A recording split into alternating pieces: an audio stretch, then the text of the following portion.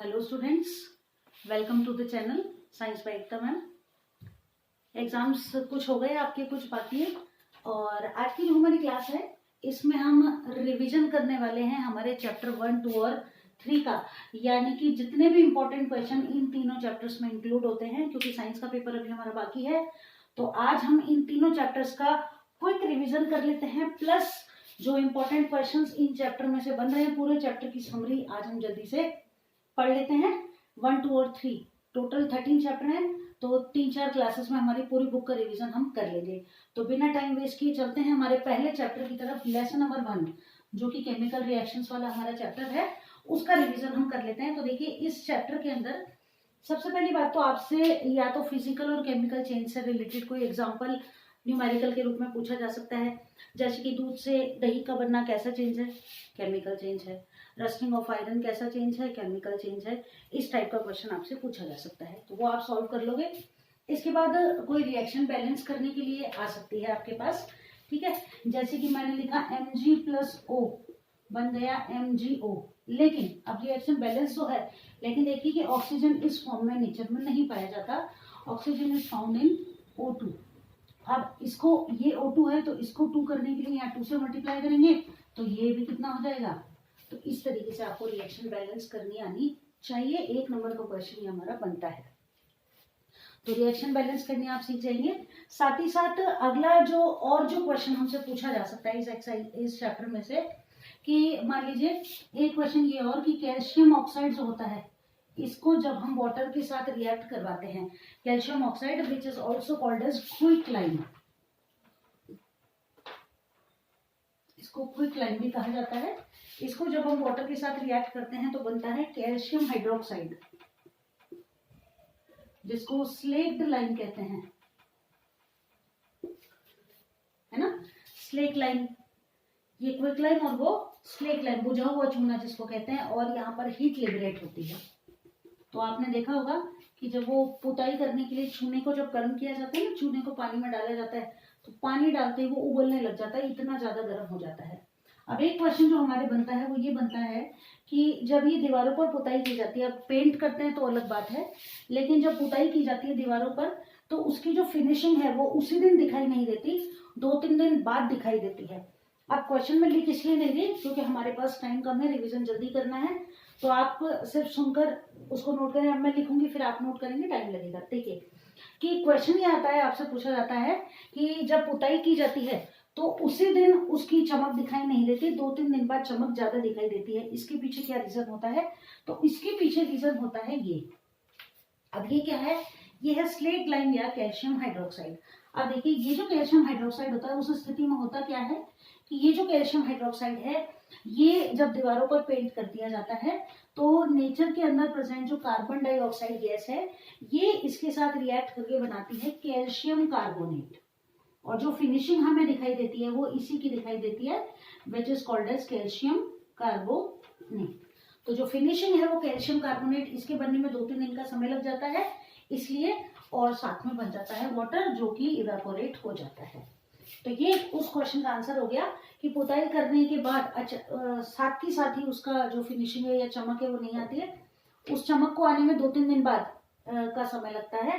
तो उसके पीछे रीजन ये है कि जब हम पेंट करते हैं, पुताई से करते हैं चूने से, तो स्लेट लाइन बनता है। ये स्लेट लाइन नेचर में प्रेजेंट कार्बन डाइऑक्साइड गैस से रिएक्ट करके और कैल्शियम कार्बोनेट बना लेता है, जिसकी फिनिशिंग हमें दीवारों पर दिखाई देती है।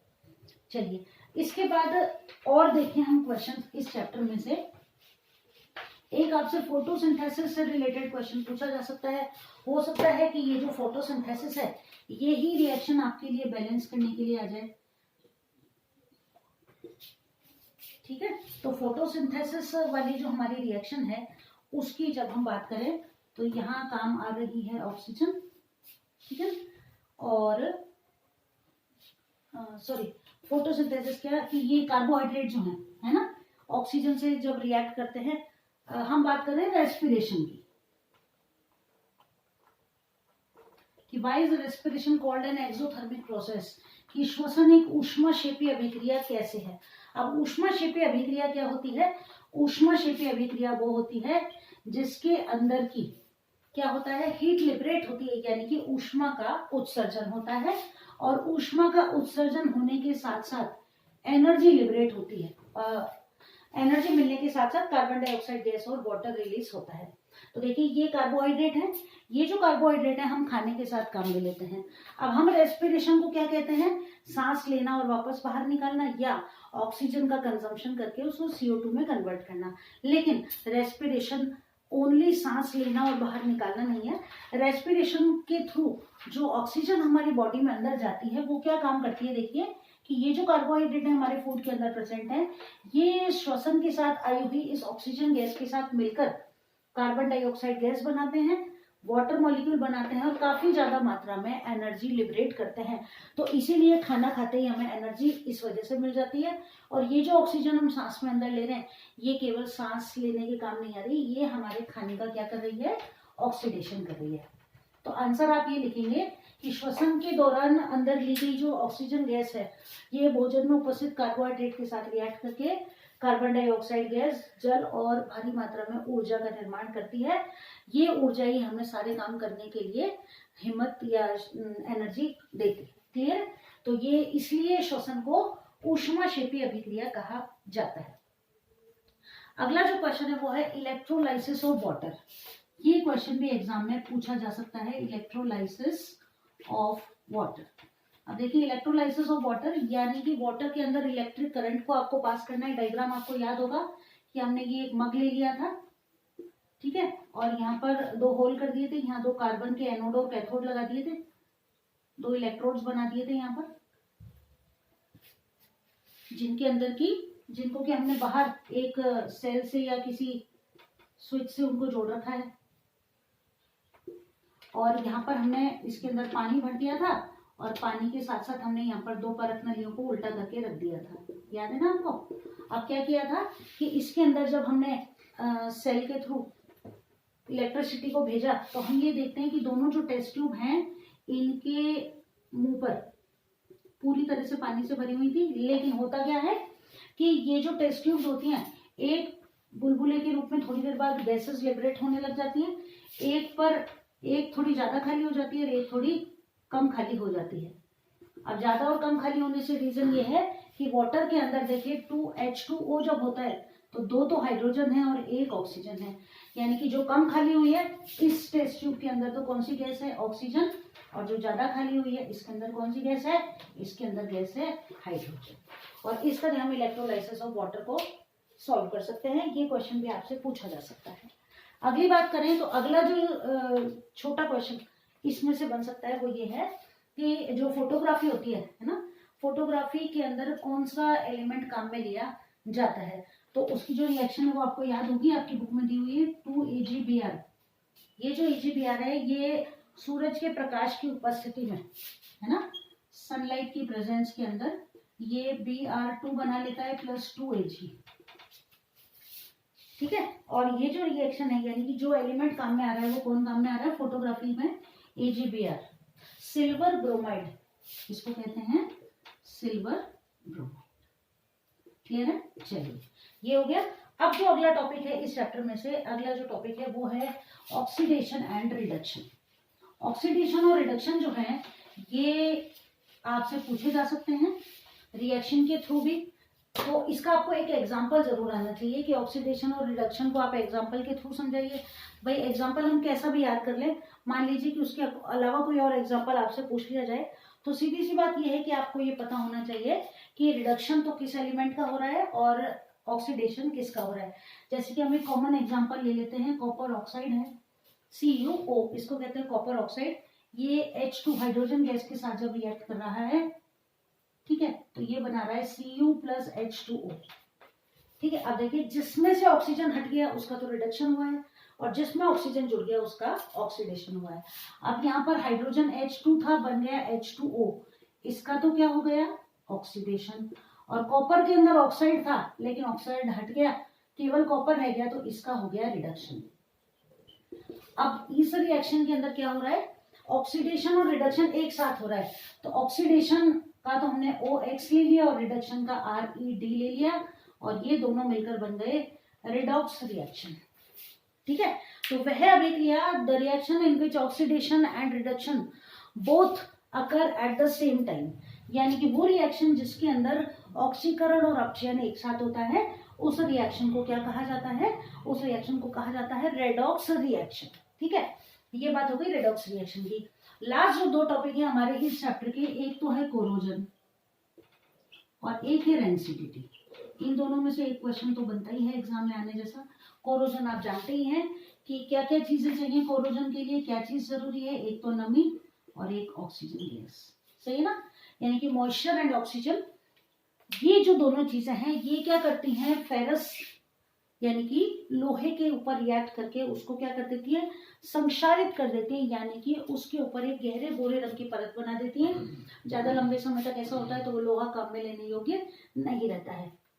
अब मान लीजिए आपसे ये पूछ लिया जाए कि क्या लोहा ही एक ऐसा मेटल है जिसका कोरोजन होता है, तो नहीं, ऐसा नहीं है।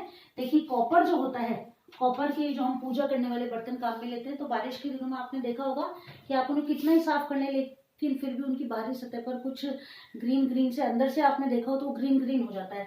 तो वो कॉपर के ऊपर जो ग्रीन लेयर बन जाती है ना, वो उसके कोरोजन का एग्जाम्पल है। साथ ही साथ चांदी की जब हम बात करें, एजी यानी चांदी, तो चांदी जो होती है ये रखे रखे काली हो जाती है और इसके ऊपर ये जो काली परत बन रही है ये क्या है, चांदी का कोरोजन है। तो ऐसा नहीं है कि कोरोजन केवल लोहे का ही होता है, कॉपर और जो चांदी है उनका भी कोरोजन होता है। क्लियर है, लिख देंगे आप इसका आंसर। अब बात करते हैं रेंसिडिटी की। इसमें से मेनली जो क्वेश्चन पूछा जाता है वो ये कि ये जो खाने वाली चीजें होती हैं इनके अंदर कौन सी गैस भरी जाती है। तो आपको पता है N2 यानी कि नाइट्रोजन गैस भरी जाती है। हमारे एटमॉस्फेयर में भी हम देखते हैं कि 78% नाइट्रोजन गैस है और 21% ऑक्सीजन गैस है अप्रोक्सीमेटली। अब हम ये भी तो सोच सकते हैं कि ऑक्सीजन अगर 78 होती है और नाइट्रोजन अगर 21 होती तो कितना अच्छा रहता, लेकिन ऐसा नहीं है। उसके पीछे क्या रीजन है, देखिए कि ऑक्सीजन जो गैस होती है ये चीजों को जलाने में सहायक होती है, जबकि नाइट्रोजन जो है ये एक अक्रिय गैस है, यानी कि रिएक्टिव गैस नहीं है। अब अगर मान लीजिए कि ये ऑक्सीजन 78% होती तो जो चीजें हैं ना, जो फ्लेमेबल चीजें हैं जो जल्दी आग पकड़ लेती हैं, वो तो अर्थ की सरफेस पर रह ही नहीं पाती, वो तो रखे रखे ही जल जाती है ना। इसीलिए नाइट्रोजन गैस इतनी ज्यादा मात्रा में है, इसीलिए तो जीवन पॉसिबल है अर्थ पर, कि ये एक बहुत कम रिएक्टिव, ना के बराबर रिएक्टिव गैस है। ये चीजों को जलने से रोकती है, यानी कि रिएक्टिविटी को कम करती है, जबकि ऑक्सीजन जो है ये हाईली रिएक्टिव गैस है, जल्दी रिएक्ट कर जाती है, चीजों को जलाने में सहायक है इसलिए। अब होता यह है कि रेंसिडिटी के अंदर वो खाने की चीजें जिनके अंदर ऑयल और फैट्स प्रेजेंट होते हैं वो क्या करती हैं कि नेचर में प्रेजेंट ऑक्सीजन के साथ मिलकर ऑक्सीडाइज हो जाती हैं, जिसकी वजह से उनका टेस्ट खराब हो जाता है। तो इन पैकेट्स के अंदर जब हम इस अक्रिय नॉन रिएक्टिव नाइट्रोजन गैस को फिल कर देते हैं तो उनका ऑक्सीडेशन नहीं होता, जिसकी वजह से वो खराब होने से बच जाती है, लंबे समय तक काम में लेने योग्य रहती है। ये इसका आंसर हो गया। So that's all in the chapter number 1। तो ये जो चैप्टर है ये कंप्लीट हो गया हमारा।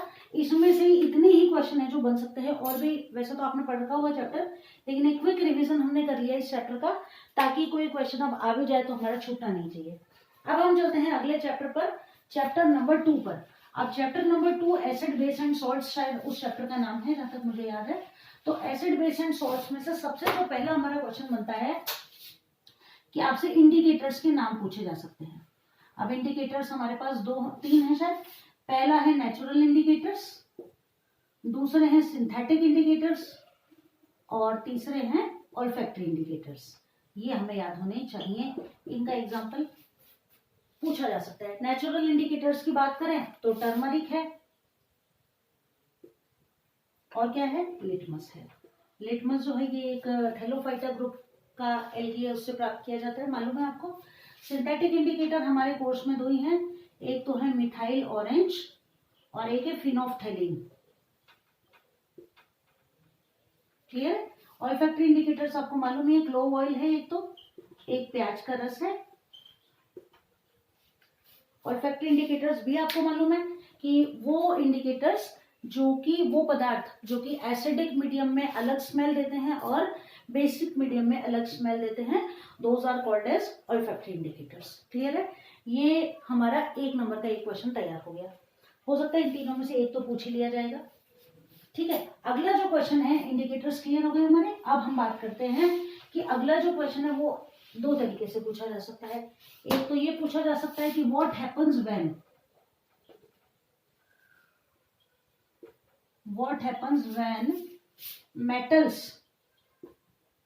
metals react with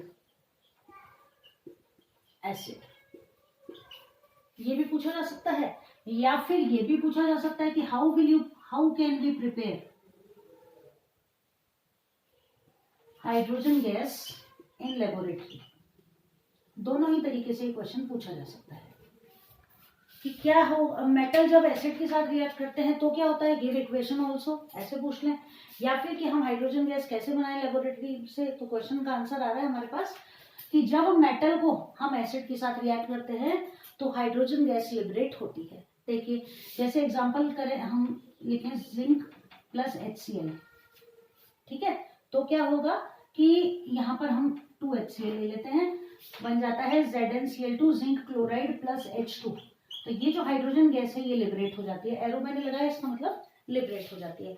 तो आपको मालूम है, इसका डायग्राम हमने यहाँ बनाया था कि ये टेस्ट ट्यूब है, इसके अंदर हमने जिंक के टुकड़े डाल दिए थे, HCl ऑलरेडी इसके अंदर था, है ना, और यहाँ पर एक कॉर्क लगा दिया था, इसमें से एक पाइप को निकालकर और हमने यहाँ पर पानी से, साबुन के पानी से भरे हुए टब के अंदर इसको डाल दिया था। और यहाँ हम देखते हैं कि बुलबुले निकलते हैं थोड़ी देर बाद। यहाँ बुलबुले के रूप में क्या होता है कि यहाँ पर इन दोनों की रिएक्शन से क्या बनती है, हाइड्रोजन गैस बनती है। ये यहाँ बबल्स के रूप में जब बुलबुले निकलते हैं तो अब हम कैसे पता करें कि ये जो निकली हुई गैस कौन सी है, हाइड्रोजन गैस है। तो हम यहाँ क्या करते हैं, जलती हुई कैंडल जब ले जाते हैं तो ये जो जलती हुई कैंडल है ये पॉप साउंड के साथ जलती है, पट पट की आवाज आती है, जिससे ये पता चल जाता है कि ये निकलने वाली गैस कौन सी गैस है, हाइड्रोजन गैस है। ये क्वेश्चन हमारा कंप्लीट हो गया। इसके बाद बात करें हम कि डाइल्यूशन क्या है। डाइल्यूशन की बात करें, व्हाट इज डाइल्यूशन। तो डाइल्यूशन क्या है कि किसी भी बात करें हम किसी भी सॉल्यूशन की, है ना, तो उसके अंदर अगर हम पानी को मिला दें कि कोई एसिड और बेस है, डाइल्यूशन मेनली किया जाता है कि इनका एसिड्स एंड बेस का। तो होता ये है कि एसिड्स जो हैं ये देते हैं H+ आयंस और बेस जो हैं ये देते हैं OH- आयन या हाइड्रोक्सिल आयंस। तो इनकी कंसंट्रेशन को पर यूनिट वॉल्यूम कम करना क्या कहलाता है, डाइल्यूशन या तनुकरण कहलाता है। यानी कि अगर हम कहें तो क्या कहें कि किसी भी एसिड या बेस में, यानी कि अम्ल और क्षार में जल मिलाने पर प्रति इकाई आयतन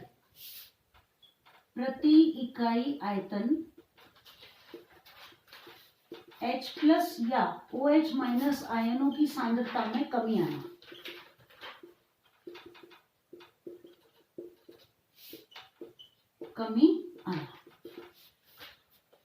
इंग्लिश में लिखें तो क्या लिखें कि per unit volume decrease in the concentration H+ और OH- ions per unit volume. ठीक है ना, कि प्रति इकाई आयतन, पहले मान लीजिए कि ये टेस्ट ट्यूब है और इसके अंदर इतना सा हमने एरिया ले लिया, इसमें 100 आयंस थे, लेकिन वाटर मिलाने पर, और ऐसा कब होगा, जल मिलाने पर, है ना। तो यहाँ जब हमने पानी मिला दिया, ठीक, तो पानी मिलाने पर 100 की जगह मान लीजिए 70 ही रह जाते हैं, तो इनकी कंसंट्रेशन कम हो गई ना। तो ये क्या कहलाएगा, यहाँ शुरू में आप ये और लिखेंगे कि जल मिलाने पर, किसी एसिड या बेस में पानी मिक्स करने पर। ये बात हो गई हमारी किसकी, डाइल्यूशन की। डाइल्यूशन के बाद आगे बात करें अलग अलग सॉल्ट्स जो कि हमसे पूछे जा सकते हैं।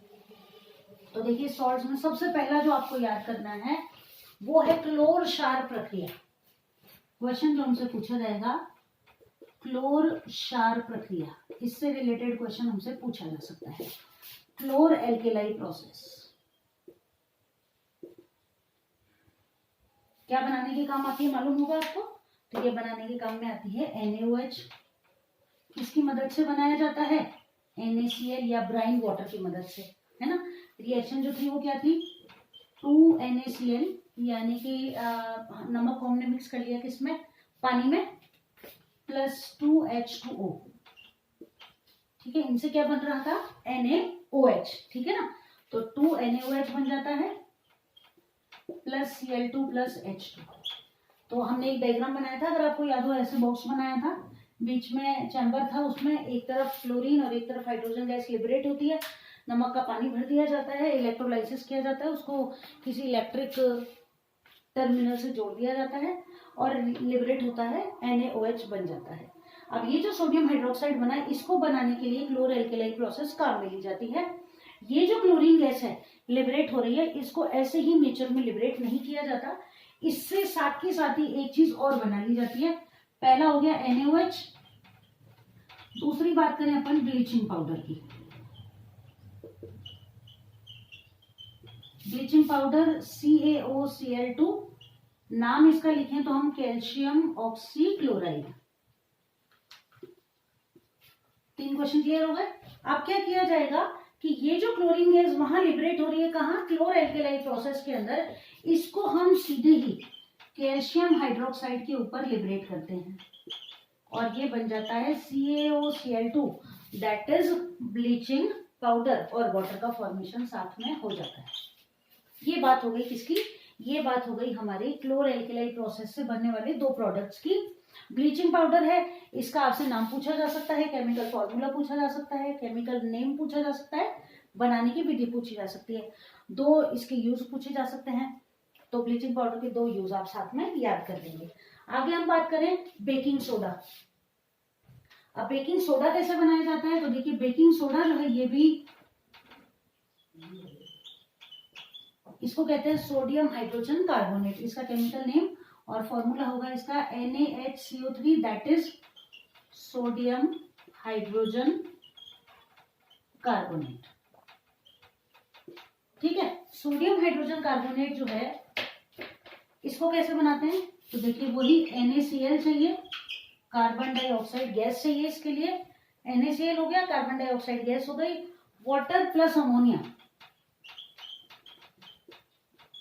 इन सबको मिलाने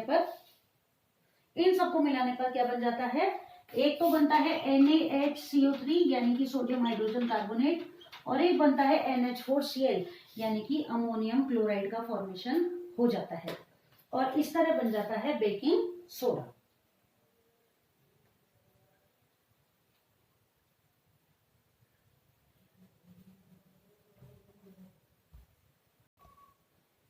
अब बेकिंग सोडा के बाद हम बात करते हैं वॉशिंग सोडा की। वॉशिंग सोडा जो है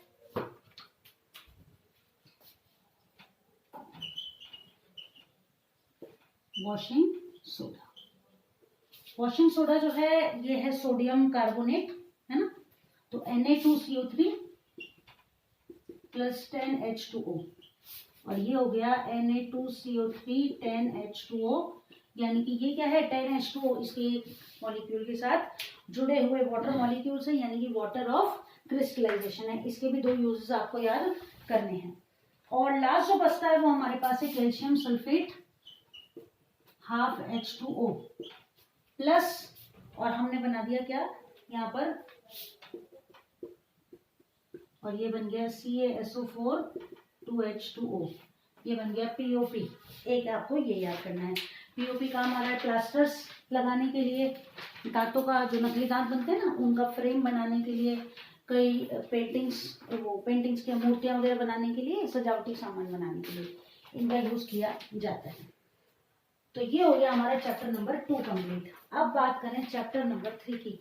सभी टॉपिक्स हमने कवर कर लिए, जल्दी जल्दी उनका रिवीजन कर लिया, प्लस हमने हर क्वेश्चन को देख भी लिया कि किस क्वेश्चन को हमें किस तरीके से सॉल्व करना है। अब बात करते हैं चैप्टर नंबर 3 की, जो कि है metals and non metals. Lesson number 3। तो देखिए लेसन नंबर 3 जो है हमारा, इसमें से जो क्वेश्चन बनते हैं मेटल्स और नॉन मेटल्स की स्पेसिफिक जो क्वालिटीज हैं, जिनमें मेन आती हैं मेलिएबिलिटी और डक्टिलिटी। तो डक्टिलिटी मेलिएबिलिटी की बात कर लेते हैं पहले। मेलिएबिलिटी जिसको कहते हैं आघात वर्धनीयता, ठीक है, और डक्टिलिटी जो है इसे कहा जाता है तन्यता। तो हिंदी में तो मुझे नहीं लगता दिक्कत आ रही होगी। आघात यानी चोट, वर्धनी यानी बढ़ना, चोट लगने से क्या बढ़ रहा है, इसका साइज बढ़ रहा है। तो मेलिबिलिटी क्या है, मेटल्स का वो गुण कि जब उन्हें किसी चीज से पीटा जाए तो पीट पीट कर उनकी पतली शीट्स में कन्वर्ट कर सकते हैं, यानी कि धातुओं को पीटने पर वो पतली पतली चादरों में बदल जाती हैं। और धातुओं का यह गुण क्या कहलाता है, आघात वर्धनीयता कहलाता है। तन्यता, तन्यता यानी खींचना, तो धातुओं का वह गुण जिसके कारण उनको खींचकर पतले पतले तारों में ढाला जा सकता है इज कॉल्ड डक्टिलिटी या तन्यता। तो आपको मालूम ही होगा कि 1 ग्राम सोने से लगभग 2 किलोमीटर लंबा तार खींचा जा सकता है, यानी कि इतना ज्यादा तन्य होता है सोना। ठीक, आगे बात करें तो अगला जो टॉपिक है इस चैप्टर में हमारे आता है, और गुण आपको पता ही है, मेटल्स जो होते हैं विद्युत के ताप के सुचालक होते हैं, good conductors of heat and electricity, जो आप लिख सकते हैं। अगला जो टॉपिक है हमारा वो है एलोट्रॉप्स, अपर रूप।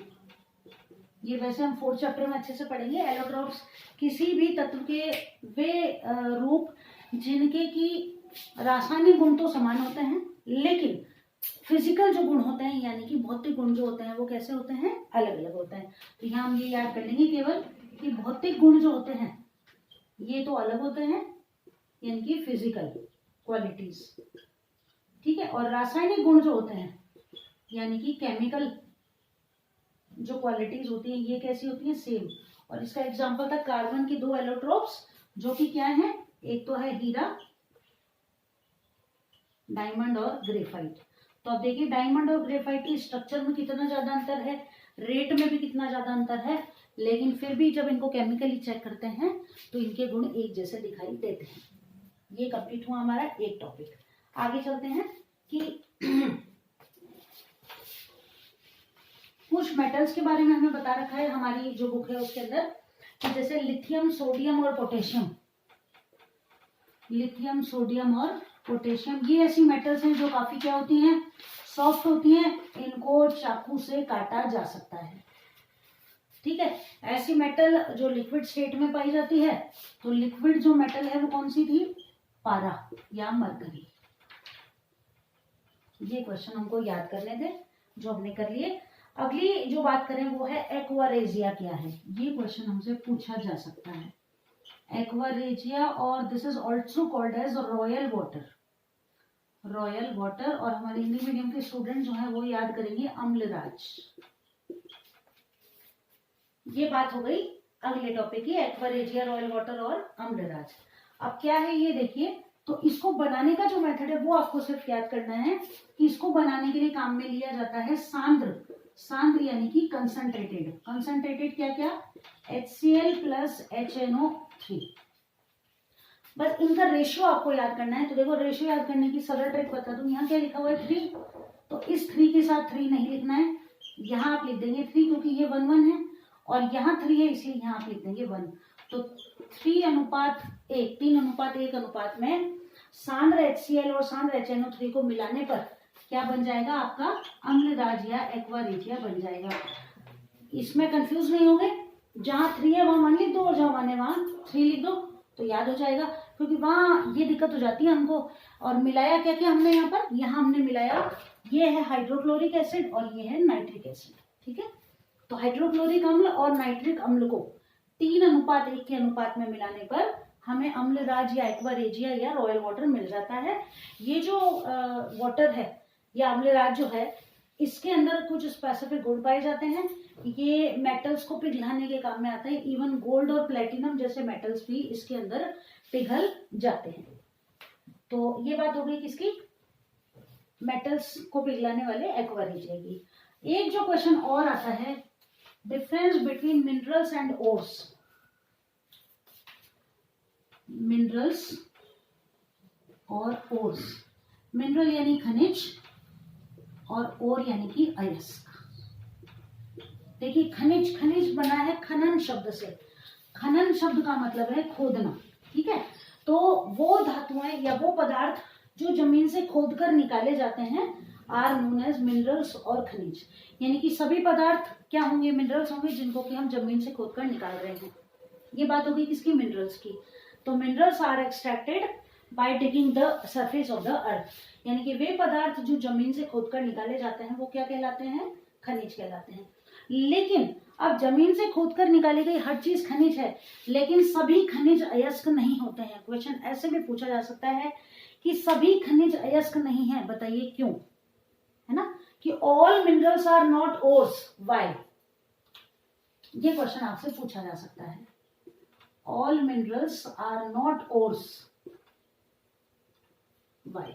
अब इसके पीछे क्या रीजन है, देखिए कि मिनरल्स जो होते हैं ना, इनसे जब आप मेटल को एक्सट्रैक्ट करते हैं तो बहुत सिंपल प्रोसेस नहीं है, कई प्रक्रियाओं से गुजरना पड़ता है और काफी खर्चीला होता है ये, ठीक है। अब मान लीजिए कि आपने जमीन से खोदकर निकाला जो मेटल है, उस वो एज इट इज एक्सट्रैक्टेड तो है नहीं, प्योर फॉर्म में नहीं है, कई प्रक्रियाओं से गुजरने के बाद वो ओर में या उससे हमें मेटल मिलेगी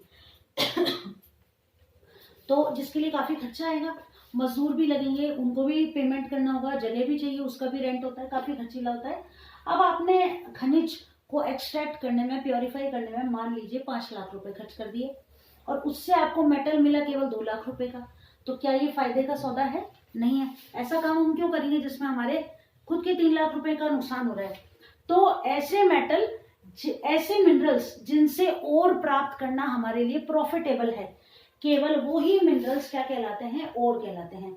अब दूसरा एग्जांपल देख लें कि खर्चा मान लीजिए हमारा 5 लाख का हो गया और हमें जो मेटल मिला वो 60 लाख का है, तो क्या ऐसा प्रॉफिटेबल काम हम करना चाहेंगे? ऑब्वियसली करना चाहेंगे। तो if the extraction of metal is profitable in terms of money, then these type of minerals are known as ores, यानी कि जब खनिजों का निष्कर्षण करने पर मिलने वाली धातु आर्थिक दृष्टि से हमारे लिए उपयोगी है, तो ऐसे खनिजों को क्या कहा जाता है? अयस्क कहा जाता है। याद नहीं भी करोगे तो अगर एग्जाम में ये बात सुन भी लोगे अच्छे से तो आप आंसर लिख सकते हो। ये याद रखना बस, मिनरल और ओर में अंतर। मिनरल जमीन से मिल रहे हैं, और कई प्रक्रियाओं से गुजरने के बाद प्राप्त होते हैं, प्लस फाइनेंशियली प्रॉफिटेबल होने चाहिए, ठीक है। अगली बात इसी से जुड़ी हुई, gang. What is gang? Gang क्या है? तो अब ये जो मिनरल आपने जब जमीन में से निकाले तो क्या ये प्योर फॉर्म में है? नहीं है। तो इनसे आपको क्या प्राप्त करना है? धातु। तो इनसे जब आप धातु प्राप्त करेंगे तो जो मिनरल है उनके साथ जितनी भी गंदगी है वो क्या कहलाती है? गैंग, या इसको गैंग कहा जाता है, ठीक है। एक और क्वेश्चन है, अगला जो क्वेश्चन है वो है एनोडाइजिंग या एनोडीकरण। तो ये एल्यूमिनियम मेटल जो होती है ना, उससे बने हुए बर्तन जो होते हैं उनके लिए एनोडाइजिंग मेथड काम में लिया जाता है। इसके अंदर क्या किया जाता है कि ये जो एल्यूमिनियम का जो बर्तन होता है ना, इसका इलेक्ट्रोलाइसिस किया जाता है इलेक्ट्रोलाइसिस किया जाता है in the presence of H2SO4। तो यहाँ सॉल्यूशन भर देते हैं अपन H2SO4 का, और ये जो बर्तन होता है ना, इसका हम बना देते हैं एनोड, ठीक है। तो होता क्या है कि जब करते हैं क्या, इलेक्ट्रिक करंट पास करते हैं, तो इस H2SO4 की रिएक्शन से ये जो मेटल है ये अपने ऊपर एक ऑक्साइड की परत बना लेती है, और ये जो ऑक्साइड की परत होती है इसकी वजह से जो एल्यूमिनियम मेटल है ना वो चमकीला और थोड़ा अट्रैक्टिव दिखाई देता है, और इसीलिए इस प्रोसेस को एनोडाइजेशन कहा जाता है या एनोडीकरण कहा जाता है। सिंपल शब्दों में अगर आप आंसर सुने तो क्या करेंगे कि एक पात्र ले लेंगे, उसके अंदर H2SO4 भर दिया जाता है, एल्यूमिनियम का बर्तन जिसका कि एनोडीकरण किया जाना है उसका एनोड बना दिया जाता है, इलेक्ट्रिक सप्लाई से इसे जोड़ दिया जाता है, और जब करंट पास किया जाता है तो क्या होता है कि एनोड, ये जो बर्तन है एल्यूमिनियम का, ये अपने चारों ओर एक ऑक्साइड की परत, इसके चारों ओर एक ऑक्साइड की परत बन जाती है, और इस ऑक्साइड की परत के बनने को ही क्या कहा जाता है? एनोडीकरण कहा जाता है। चलिए एक क्वेश्चन और बताइए कि what happens when metals react with acid. तो अभी हमने पढ़ा था शुरू में ही कि मेटल एसिड के साथ रिएक्ट करके क्या बनाते हैं? Salt plus hydrogen gas liberate करते हैं। एग्जांपल अभी हमने पढ़ा था, zinc plus HCl gives ZnCl2, ये सॉल्ट हो गया, प्लस हाइड्रोजन गैस लिबरेट हो जाती है, ठीक है। ये क्वेश्चन हमारे तैयार हो गए चैप्टर नंबर 3 के। चैप्टर नंबर 3 में से और जो क्वेश्चन आते हैं हमारे पूछने जैसे, एग्जाम में आने जैसे, वो है difference between roasting and calcination.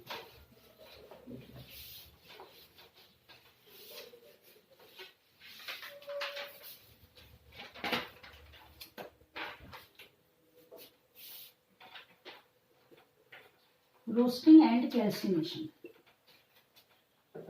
निस्तापन और भर्जन जिसको कहा जाता है, भर्जन और निस्तापन। ठीक, अब बात करें रोस्टिंग और कैल्सिनेशन की, तो देखिए रोस्टिंग जो प्रोसेस है इसके अंदर वायु की अधिकता में, वायु की अधिकता में जो सल्फाइड और कार्बोनेट्स होते हैं ना, सल्फेट्स और कार्बोनेट्स, यानी कि भूमि से मिले वो पदार्थ जो कि किस फॉर्म में होते हैं, सल्फेट या कार्बोनेट की फॉर्म में होते हैं, उनसे प्योर मेटल को प्राप्त करने के लिए हम क्या करते हैं, उनको वायु की अधिकता में जलाया जाता है और इस प्रोसेस को क्या कहा जाता है, रोस्टिंग कहा जाता है। अगली बात करें कैल्सिनेशन की, तो कैल्सिनेशन के अंदर कौन से अयस्क होते हैं, तो ये जो होते हैं ये कार्बोनेट्स होते हैं। ठीक है, इन कार्बोनेट्स को वायु की सीमित मात्रा में, ठीक है, वायु किस में कन्वर्ट किया जाता है, ऑक्साइड्स में कन्वर्ट किया जाता है, लेकिन क्या करते हैं, वायु की सीमित मात्रा में, किसमें कन्वर्ट कर दिए जाते हैं, वायु की सीमित मात्रा में। इनको जब गर्म किया जाता है तो उस प्रोसेस को क्या कहा जाता है, कैल्सिनेशन कहा जाता है। और वायु की अधिकता में जब सल्फेट्स और कार्बोनेट्स को गर्म करके इनसे ओर्स प्राप्त किए जाते हैं या मेटल प्राप्त की जाती है, सॉरी, तो मेटल प्राप्त करने की ये प्रोसेस तो कहलाती है रोस्टिंग। और जब सीमित मात्रा में गर्म करते हैं और ऑक्साइड्स में कन्वर्ट करते हैं तो ये प्रोसेस कहलाती है कैल्सिनेशन। एक थर्मिट रिएक्शन आपको याद करनी है इस चैप्टर में से, तो रेल की पटरियां वगैरह जब टूट जाती हैं ना, तो उनको सही समय पर सही करने के लिए थर्मिट रिएक्शन काम में ली जाती है। क्या है ये थर्मिट रिएक्शन, तो इस थर्मिट रिएक्शन के अंदर जो लोहे के ऑक्साइड है Fe2O3, ये एल्यूमिनियम के साथ रिएक्ट करवाए जाते हैं, जिससे कि ये सॉलिड स्टेट में फेरस कन्वर्ट हो जाता है और वो जो गैप होता है जहां भी टूट गया है उसको ठीक कर दिया जाता है और एल्यूमिनियम का ऑक्साइड बन जाता है। ये भी सॉलिड रहता है प्लस हीट लिबरेट होती है। ये रिएक्शन थर्मिट रिएक्शन के लिए।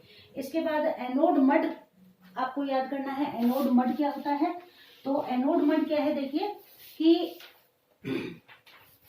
जब हमें मेटल मिल जाता है तो टेढ़ा मेढ़ा और कुछ स्पेसिफिक फॉर्म में होता है। इस मेटल को 100% प्योर करने के लिए क्या किया जाता है, इसका इलेक्ट्रोलाइटिक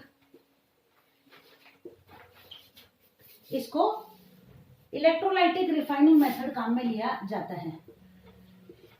तो उसमें क्या करते हैं कि जो अशुद्ध धातु होती है उसका एनोड बना दिया जाता है। ये अशुद्ध धातु है, इसका आपने बना दिया एनोड, और जो शुद्ध धातु है उसका एक पतला सा हिस्सा लेकर उसका आप बना देते हैं कैथोड।